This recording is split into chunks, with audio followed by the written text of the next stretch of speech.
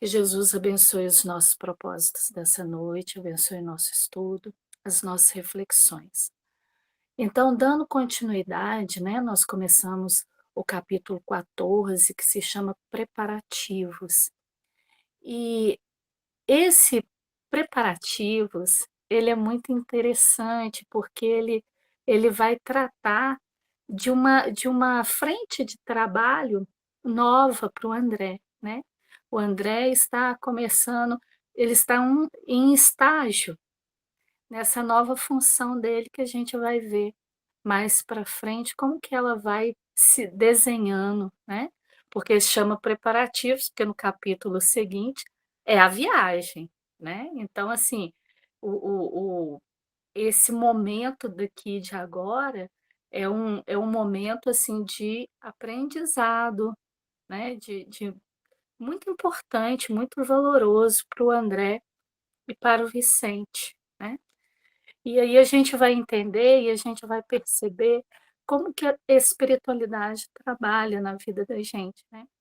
Porque o André aqui, ele está sendo preparado para serviços futuros. E a gente vai começar a ver aqui nesse capítulo, delineando essas frentes de trabalho, né, esse estágio, esse aprimoramento. E aí, rememorando, né, semana anterior, nós começamos a conversar, e o Aniceto vai informar o André e ao Vicente que ele foi convocado pelo ministro Telésforo, ele, Aniceto, foi convocado por Telésforo para um trabalho na crosta.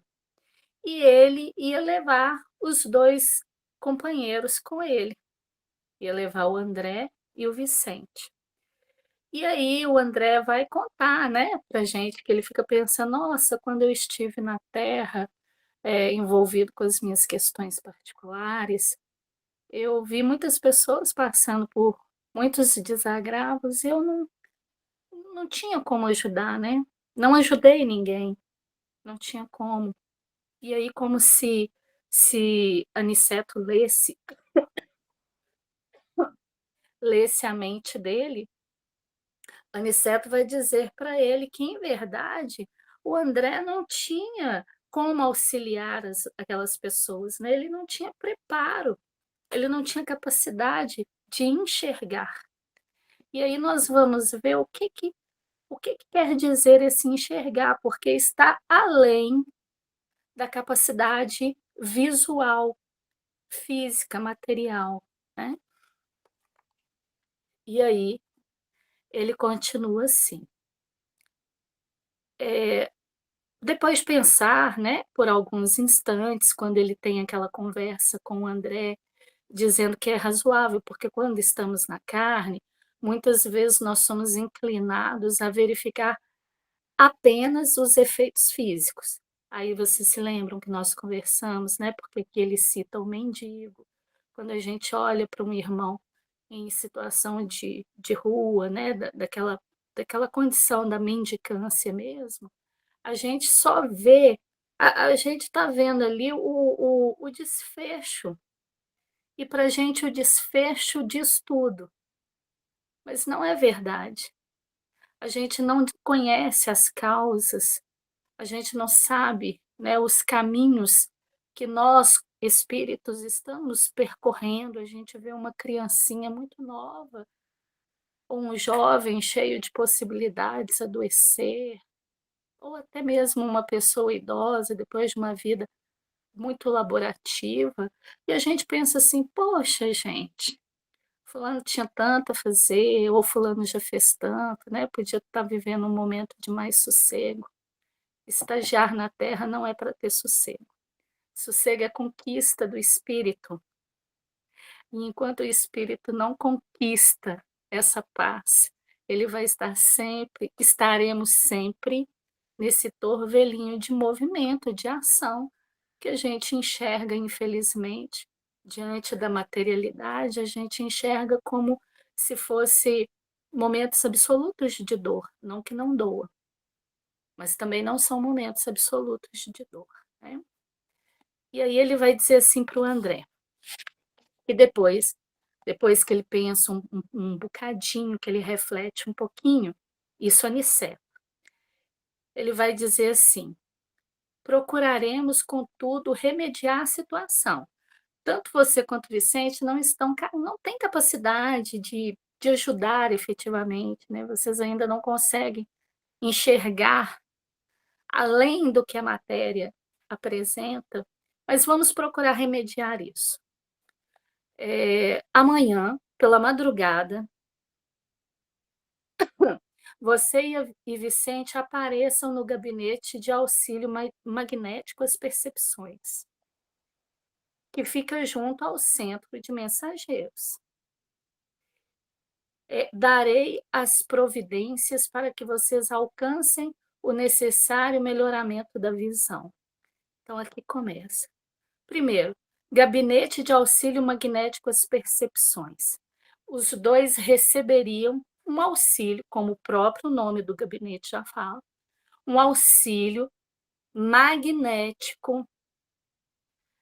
O André Luiz não descreve como é feito, a gente pode entender que é, né, como se fossem passes, doações de energia, direcionamentos energéticos, mas ele não detalha como que é esse auxílio magnético efetivamente, ele não esmiuça isso. Mas nós sabemos que se é magnetismo, né, eles recebem cargas de energias que vão ampliar essa capacidade de percepção deles. E porque esse gabinete está coladinho no centro de mensageiros, porque o centro de mensageiros é o centro que prepara os futuros médiuns que irão reencarnar pelo mundo, cartas vivas do Evangelho, né? Então, eles passarão por lá porque esses tratamentos também visam o socorro dos espíritos desencarnados que têm a necessidade para isso. No caso do André e o Vicente, eles vão começar uma empreitada de trabalho.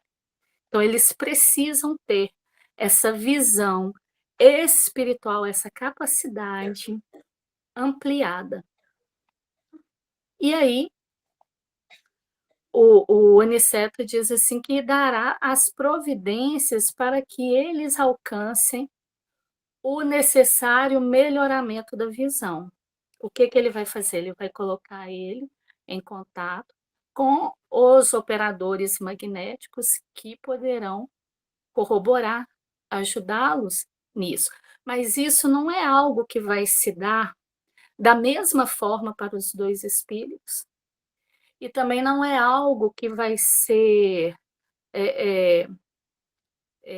não vai se dar da mesma forma para os dois, André e Vicente, e também é algo que é, é, é, vai fazer parte desse despertamento deles, dessa capacitação deles. Então, tanto que é uma coisa tão individual, é de cada espírito, que ele diz assim: peço-lhes, entretanto, receberem semelhante auxílio em prece. É preciso estar em conexão, se ligar ao plano mais alto, se conectar a esses benfeitores, a esses trabalhadores espirituais que supervisionarão e aplicarão esse auxílio neles. Eles têm que ter uma, uma abertura mental, espiritual. E como isso é muito particular de às vezes uma pessoa consegue se concentrar mais de acordo com o seu próprio histórico espiritual, consegue absorver mais. Então, não será a mesma coisa, igualzinho, tanto para um quanto para outro. Será oferecido da mesma forma. Agora, o que um e o outro vai recolher disso é da particularidade de cada um, mas é necessário que eles se abram para isso. É necessário que eles se preparem para que eles possam se abrir para isso. Porque, como nós já conversamos anteriormente, muitas vezes a gente fica com aquela ilusão: ah, o Senhor capacita os seus escolhidos. Gente, a gente já avançou sobre isso, né? Se a gente se coloca na seara como escolhidos, como seres que querem ser ativos, a gente tem que se capacitar para a gente poder ser convocado para as falanges, para as legiões de trabalhadores. E aqui a gente está vendo isso. Olha só que interessante. Aqui a gente está vendo dois trabalhadores que são Vicente e André, né, se capacitando para poder lograr os frutos que são esperados de cada um desses irmãos, né? Então, eles vão se capacitar e, dentro do que podem, vão oferecer o seu serviço. E, a partir daí, o serviço vem, a partir daí, sim. Mas isso é importante da gente lembrar. A gente tem que se qualificar para a gente ser chamado a servir, porque nada cai do céu. Não existe mágica, gente, existe esforço. E aí, ele diz assim, Aniceto: roguem a Deus, lhes permita a dilatação do poder visual. Essa dilatação do poder visual, quando eu li aqui, eu me lembrei daquela passagem de Jesus com o cego de Jericó, Bartimeu, porque ele não enxergava, e a gente vai ver no Evangelho as descrições, né? Cada pessoa que encontra com Cristo pede algo muito direto, é um pedido muito direto. Então, quando a gente está doentinho, que a gente vai fazer pedir por nós, suplicar por nós, né? Senhor, por favor, eu quero sarar, eu quero melhorar, me ajuda, me fortalece, né? A gente está respondendo diretamente uma pergunta que Jesus já nos fez: o que você quer? Quando a gente fala, Senhor, o que você quer? Né? Eu quero ser curado, eu quero enxergar, eu quero ouvir. Mas a gente tem que entender que essas coisas, esses pedidos, eles são muito profundos. Eles estão além do que a gente está pedindo.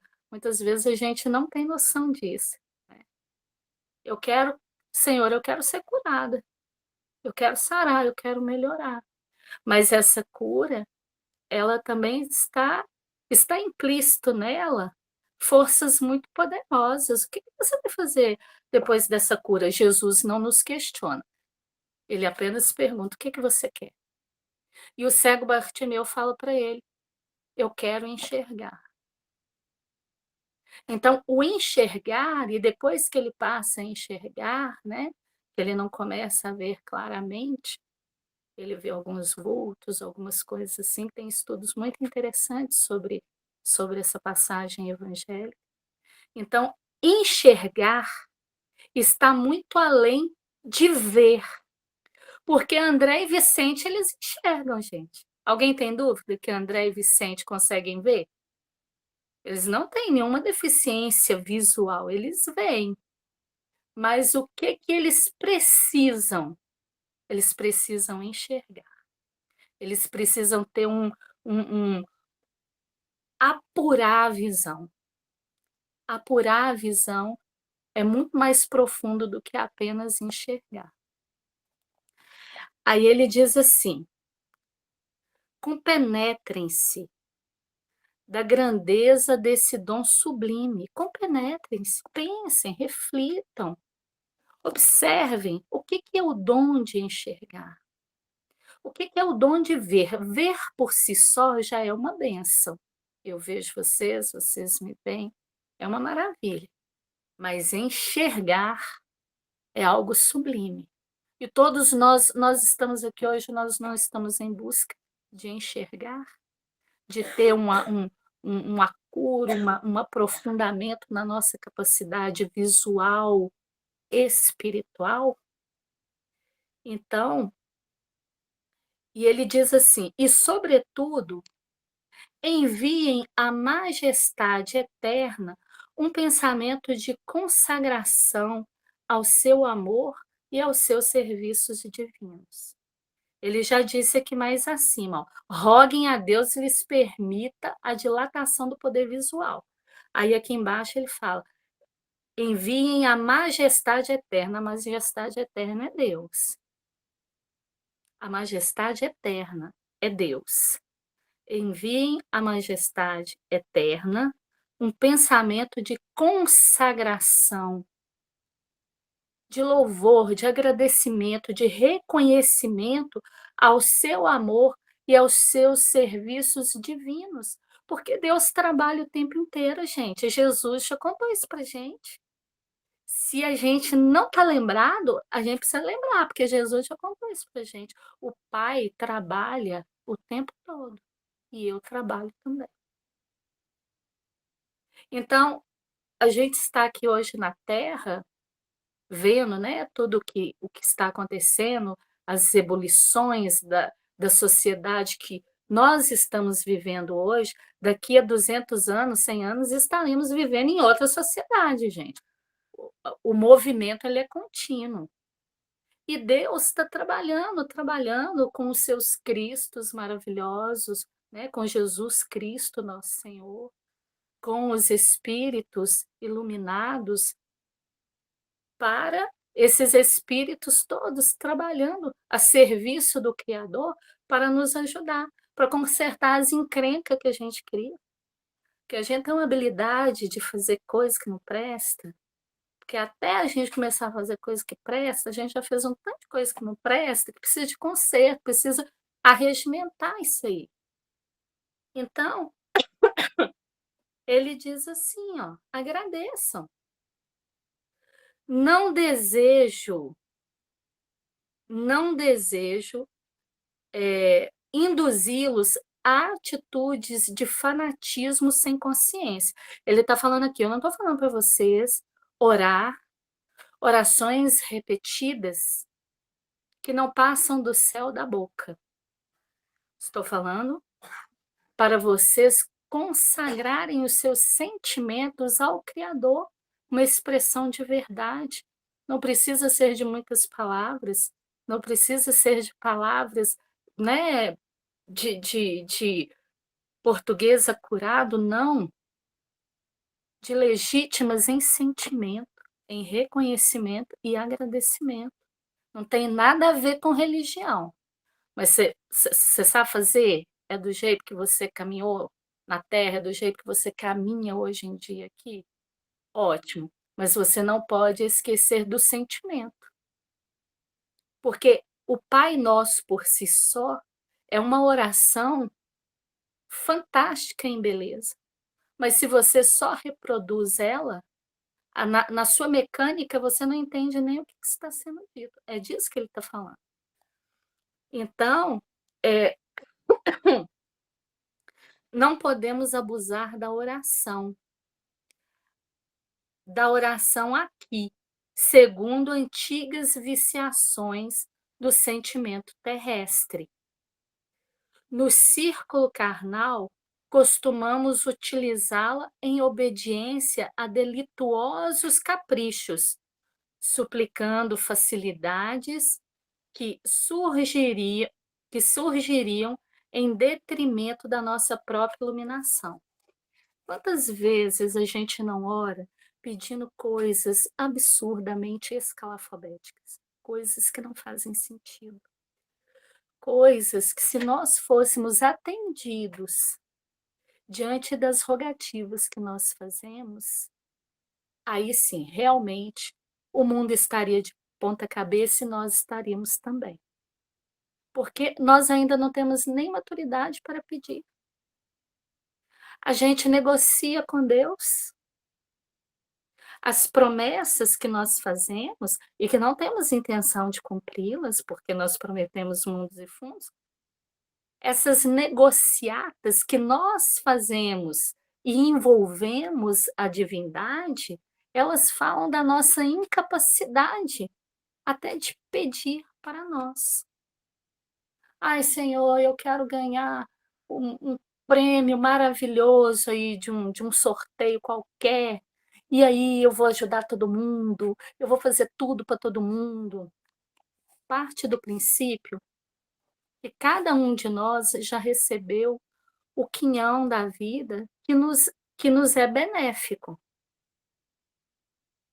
Uma pessoa, não que vocês não possam, tá, gente? Mas se vocês ganham um presentão aí, milionário aí, uma herança fabulosa, falar: "Ah, eu vou dar um".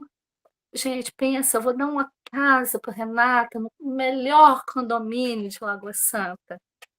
Vocês vão me levar à bancarrota, porque eu não tenho dinheiro para pagar o condomínio, gente. Tem condomínio aí que é 2 vezes que eu ganho. Eu vou viver de quê? Eu vou comer o quê? Então, muitas vezes, as nossas orações, os nossos pedidos, eles não caminham de conformidade com a capacidade de pensar. Então, a gente faz bobagem. A gente faz bobagem. Quantas vezes a gente já não terceirizou a vingança com Deus?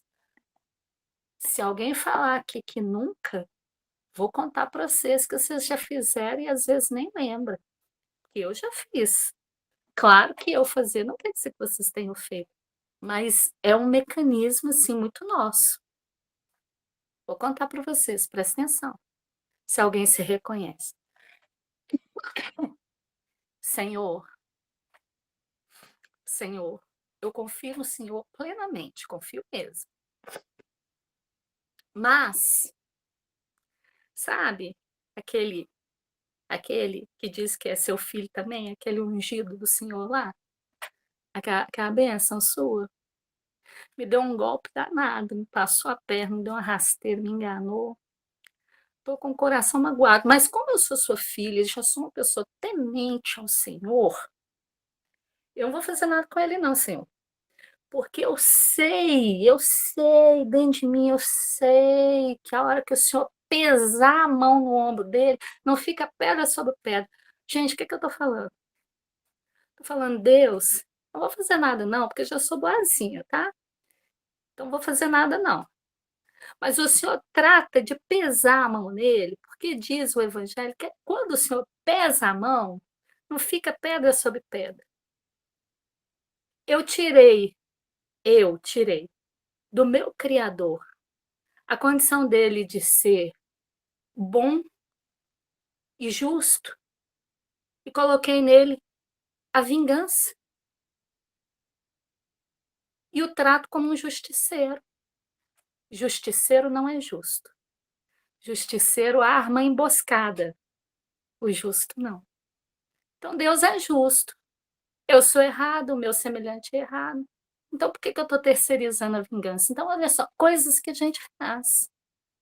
E a gente fazia muito isso, né, nas nossas confabulações de promessas. Eu prometo, Senhor, que eu não vou fazer nada, mas o Senhor me fará justiça. Mas a justiça que eu quero não é a justiça onde esse meu irmão que me prejudicou fique bem. Que justiça é essa? Se ele fica bem, se ele fica rico, se ele fica bonito, se ele fica garboso, e eu? Que justiça é essa? Não é essa justiça que nós queremos. Nós queremos uma justiça de punitiva. Então, olha só o que que nós fazemos. A gente faz isso orando. A gente faz isso orando. É por isso que a Aniceto está chamando a atenção deles aqui para isso. Não podemos abusar na oração aqui. Por favor, aqui é o lugar que a gente não pode, porque a gente está vendo o que acontece, a gente está vendo. Então, segundo segundo antigas viciações do sentimento terrestre. Por quê? Porque a gente desencarna, a gente não vira anjo. É bom a gente lembrar disso, a gente continua sendo o que a gente é. Então é importante que a gente renomeie os nossos pensamentos, redirecione, né, redirecione os sentimentos. Então olha só, no círculo carnal, costumamos utilizá-las, as preces, eh, em obediência a delituosos caprichos, suplicando facilidades para nós, como eu acabei de dar exemplo, né, eh, e que surgiriam em detrimento da nossa própria iluminação. Porque se Deus acolhe um pedido fora da curva, feito meu, doente, desequilibrado, de uma pessoa ainda que não compreendeu as coisas, não tem alcance, não consegue ainda pensar, não consegue ainda enxergar, o que aconteceria? Ainda bem que ele não faz isso, né. Mas é tão comum a gente ouvir os nossos irmãos pelo caminho falar assim: "Eu oro, não vejo nada acontecer, nada acontece", né. Deus não escuta as minhas súplicas, escuta, escuta, mas deixa guardadinho, deixa de lado, porque tem coisas que ele tá doido para oferecer pra gente, doido no bom sentido, né, ansiando e poder entregar pra gente, mas a gente ainda não tem maturidade, capacidade. Gente, não tem. E isso aí é uma coisa tão clara. Vou dar outro exemplo, se uma pessoa chega aqui, ó, fala assim: "Ah, eu fui ali num garimpo", um profissional dali, né, um garimpeiro profissional, "achei essa pedra, essa pepita maravilhosa". E se eu não sei nem o que que é pepita, o que que eu vou fazer com aquela pedra? Vou samear no meio da lagoa para ver ondinha se formando, porque a gente compreensão, entendimento das coisas é necessário. Então, muitas vezes, os nossos ouros estão nos aguardando, mas a gente ainda não tem condições de receber as coisas. E isso vai ficando muito claro para a espiritualidade que nos cerca, que caminha conosco, quando vê as coisinhas que nós vamos fazendo. E a gente vai fazer mais ou menos isso aqui. Por isso que ele está alertando os nossos amigos. E como a gente quer ser esperto, esperto no sentido de inteligente, de aprender com qualidade, a gente vai aprender com eles aqui para a gente não fazer isso. Então, olha só, aqui, e uma coisa que é muito interessante que ele diz aqui, que nós não podemos abusar da oração, é porque o orar ele é sempre ouvido, mesmo que a nossa oração, ela seja infantil, ela seja, individualista, ela seja mesquinha, a nossa oração é sempre ouvida. Mas uma das maiores e melhores formas da gente entender o que que a gente está fazendo nos nossos pedidos de rogativa, é a gente aprender. E orar é necessário. Mas trabalhar também é necessário. Então, ora e labora. Por quê? Porque, a fé sem obras, ela é morta. E essa obra, ela não vai se tornar esplendorosa quando eu compreender. Muito ao contrário, é eu trabalhando na minha incompreensão que eu vou lustrando, lapidando essa minha forma de trabalho. E essa forma de trabalho vai me trazendo mais lucidez, vai me trazendo mais qualidade como ser humano. Então as nossas orações vão se tornando orações aonde a gente louva, aonde a gente agradece, aonde a gente abre o coração quando está doendo demais. Mas por quê? Porque a gente sabe, porque a gente reconhece que existe sim uma força superior que nos governa e que nos ouve. Então é importante, né, é importante. Orar, e nada fazer é desperdiçar recursos. Orar e nada fazer é desperdiçar recurso, né. Aqui, André, a oração é compromisso da criatura para com Deus, compromisso de testemunhos, esforço e dedicação aos superiores desígnios. Então, olha só da gente ler essa frase aqui, a gente já entende, nem precisava de eu ter falado o tanto que eu falei, porque só aqui a gente já entende o que que é uma oração. Olha só. A oração é compromisso da criatura. Quem é a criatura? Nós. É compromisso nosso para com Deus. Compromisso de testemunho. Temos que dar testemunho? Temos que dar testemunho. Ai, meus testemunhos não andam muito bom, não. Mas vai ficar. Dá testemunho. Dá testemunho. E o testemunho, ele fala de nós. Qual é o testemunho que você está dando? Ah, não ando dando uns testemunhos muito bom não, ando meio impaciente, meio mexeriqueira, meio não ando não. Então, vamos tratar de melhorar isso, porque isso depende de nós, né, outra mágica que não vai acontecer. Externo para interno, ela é interno para externo. Então, testemunho, esforço e dedicação. Ninguém dá testemunho se não tiver esforço e dedicação. Dedicação é o ponto central do negócio. A dedicação é a disciplina. A verdade é testemunho, esforço e dedicação está naquelas três bases, naquelas três palavras que o Emmanuel fala para o Chico quando ele se apresenta e o convida ao trabalho. Necessário será três coisas: disciplina, disciplina e disciplina. Por que disciplina, disciplina, disciplina? Esse homem, esse espírito, não conhecia outra palavra, não? Podia usar outras duas diferentes, não, para ficar bonitinho? Não. Porque a disciplina, ela passa pela razão, a primeira. A segunda, ela passa pelo campo dos sentimentos. E a terceira, ela passa pelo campo da ação. Jesus também tem a mesma repetição com Pedro. Pedro, tu me amas? Amo o Senhor, no campo da razão. Brilhou? Brilhou, porque ele amava realmente. Pedro, tu me amas?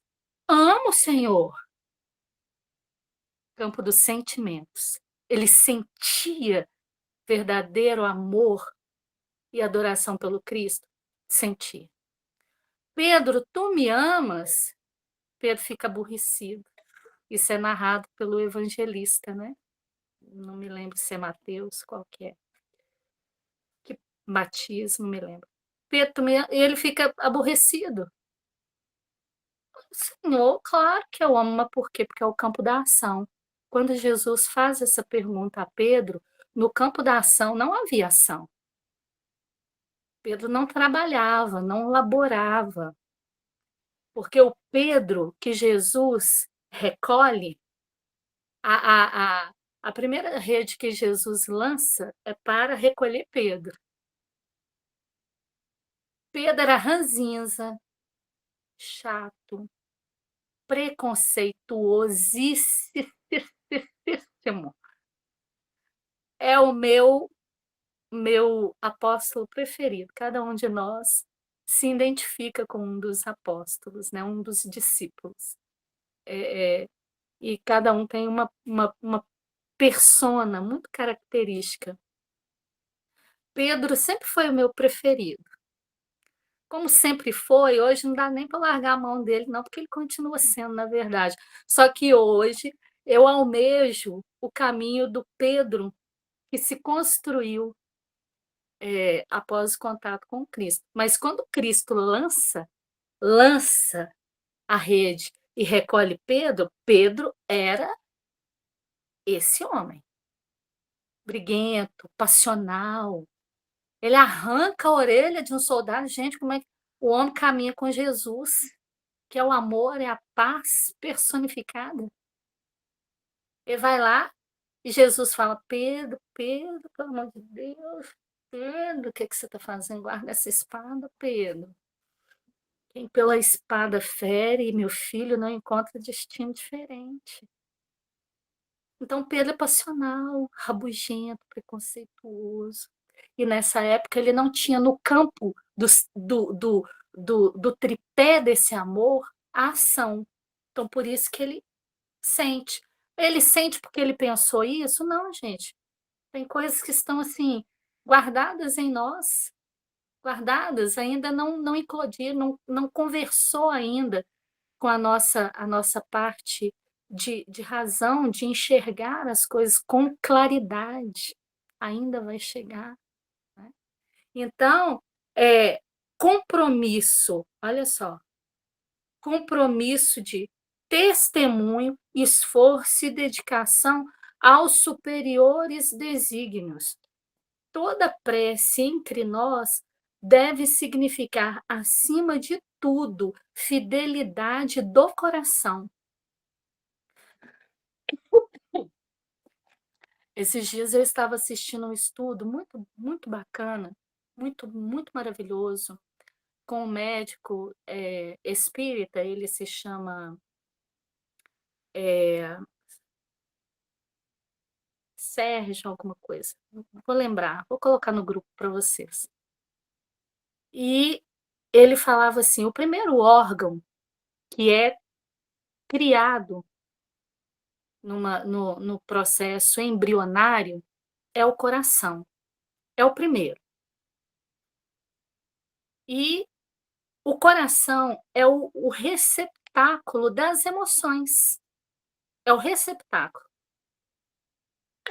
E eu achei muito lindo porque ele tem uma forma tão maravilhosa de explicar, mas que não é uma forma romântica, é uma forma com sentido real.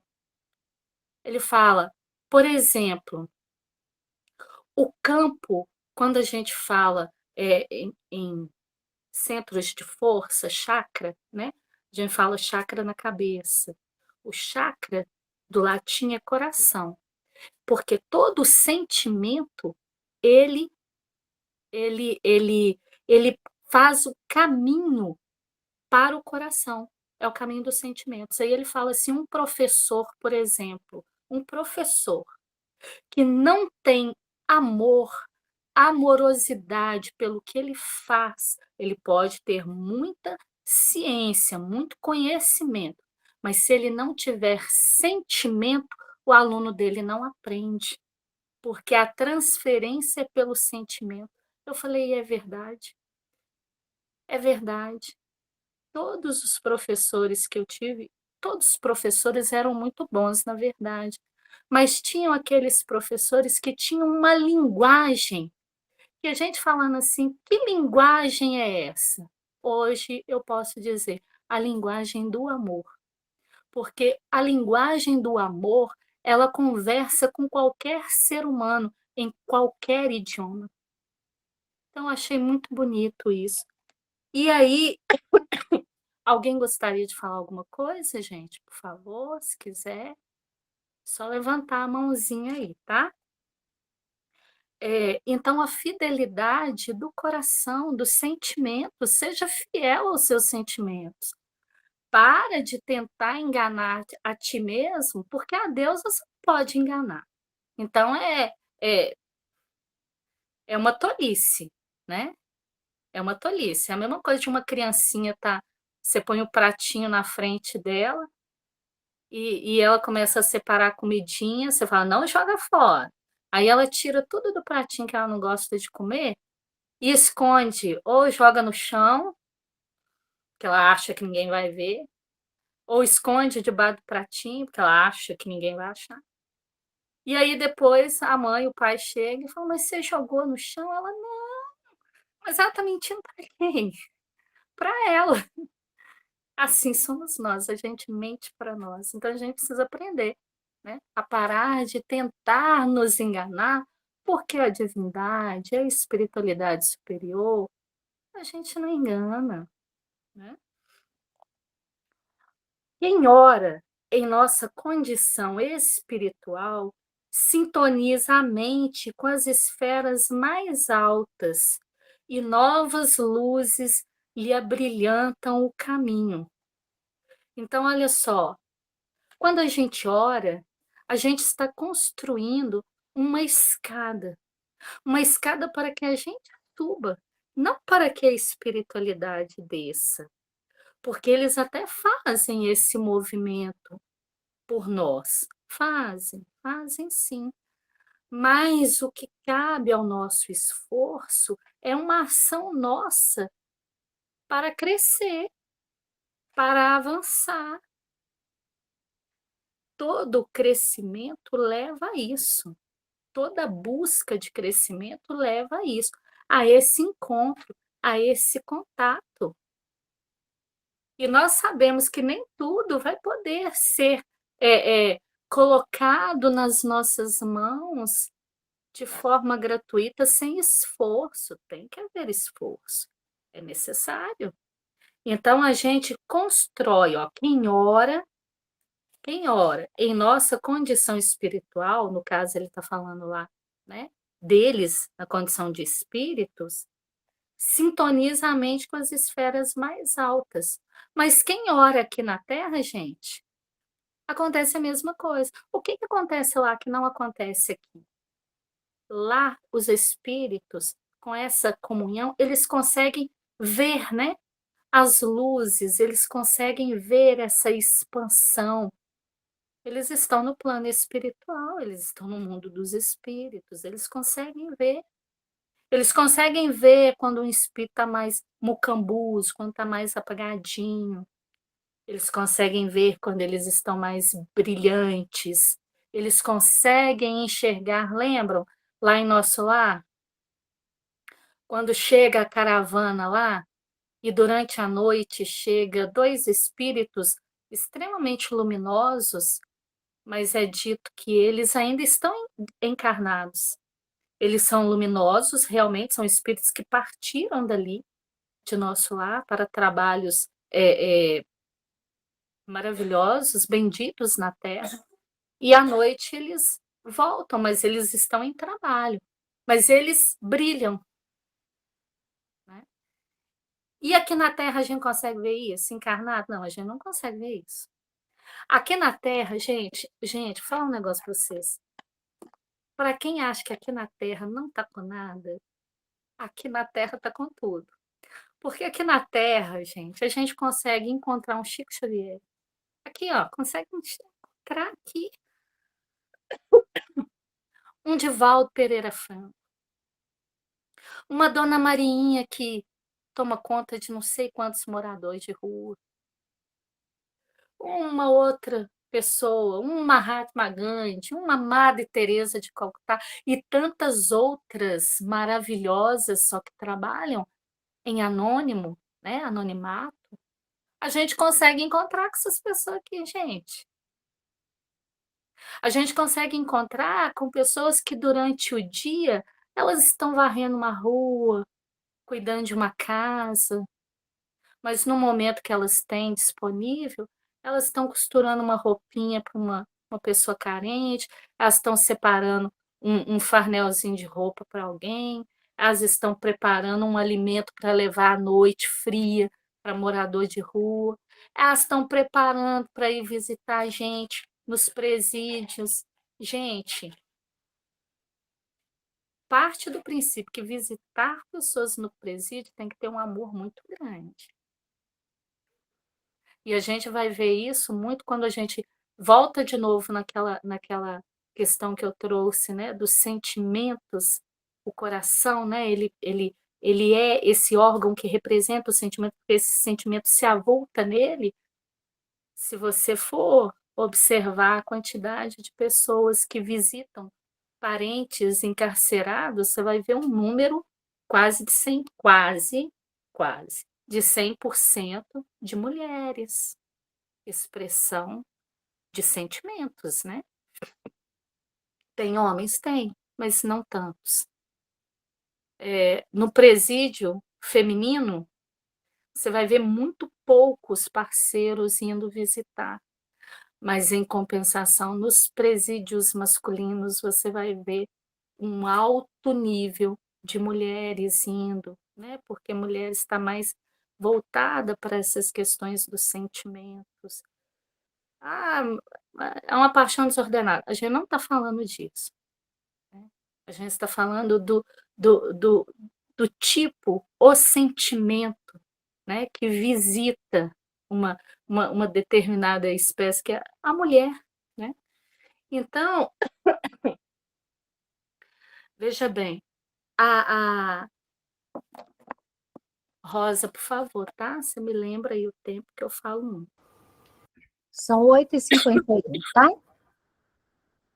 Tá joia, obrigada. Pode ir se preparando para fechar aqui esse pedacinho e a gente continua na próxima semana, tá bom? Tá joia. Então ele continua aqui. Diante da nobre autoridade de Aniceto, porque Aniceto é um espírito luminoso, né?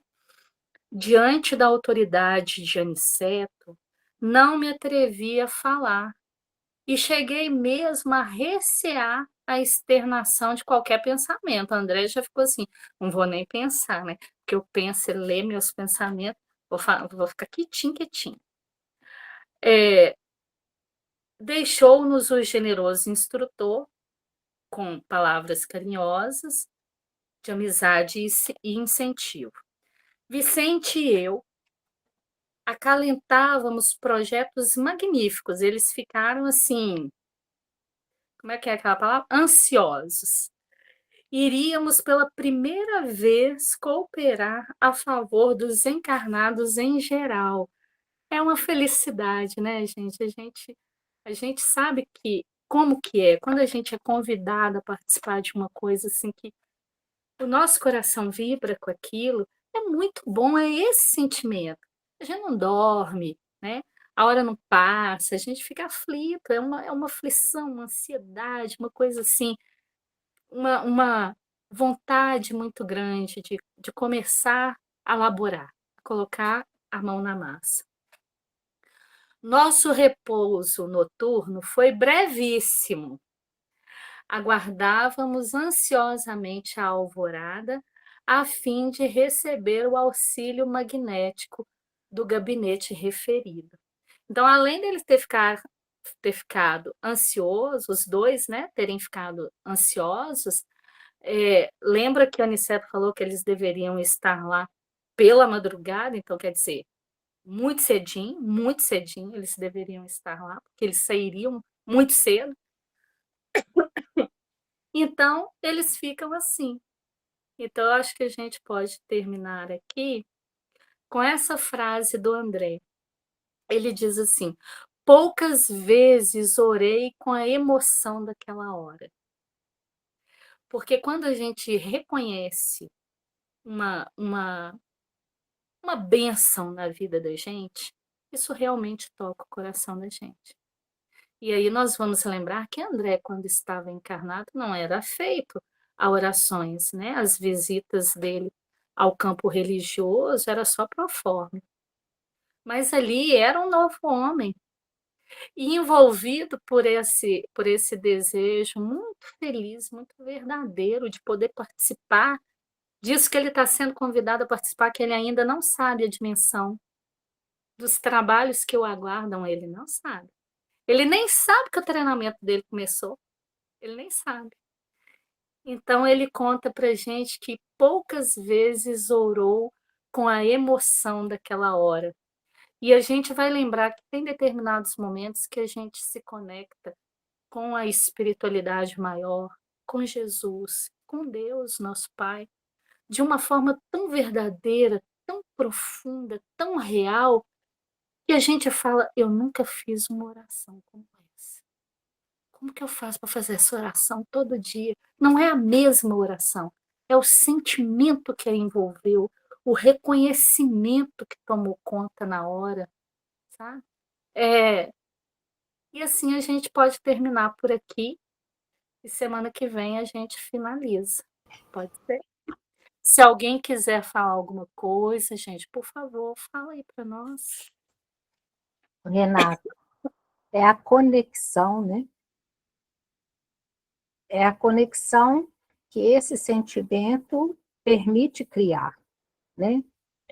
Porque é só através do sentimento é que vem as ondas energéticas que nos ligam, né? A tudo e a Deus também. A oração é essa emissão de energia, né? Quando a gente estuda os mecanismos da mediunidade, a gente vê lá que as orações que chegam mais rapidamente, com mais intensidade, são as orações das mães aflitas, desesperadas, né? Porque faz um movimento da, do desejo, do sentimento, impõe uma intensidade muito grande nisso, né? Então, esse sentimento é a conexão, é o que faz a gente ligar, né, com o mais alto.